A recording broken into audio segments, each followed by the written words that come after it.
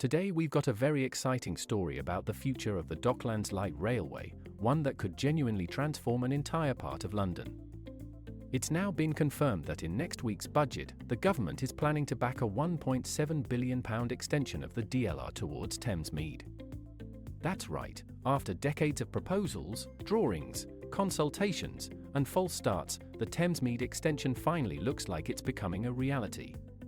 So let's break down what this actually means. Why Thamesmead? Thamesmead is one of London's most fascinating areas, a place with enormous potential but historically very poor transport links. Despite its population, size, and room for development, it's remained isolated. No tube. No overground. No rail station of its own. Just buses and a lot of hope. For years, people have been asking the same question: why doesn't Thamesmead have a proper rail connection? Well, this DLR extension might finally be the answer. What the extension would look like. The plan is for the DLR to extend from Gallions Reach, crossing the River Thames to Beckton Riverside, and then continuing on to a brand new station right in Thamesmead. This opens up a huge corridor of opportunity. Thousands of new homes could be built. New jobs and commercial spaces could spring up. Travel times into Canary Wharf and central London would drop dramatically. Connectivity across East and Southeast London would improve in ways we've never seen before. In short, it's more than a rail line, it's a catalyst for reshaping an entire district. Why now? The key reason this is happening now is because this government-backed funding unlocks the next stage of the project. Transport for London has long argued that the extension could support up to 30,000 new homes, but they needed central government support to move things forward. And with the upcoming budget announcement, that support is finally arriving.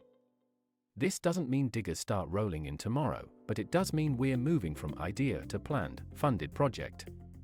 That's a massive milestone. What happens next?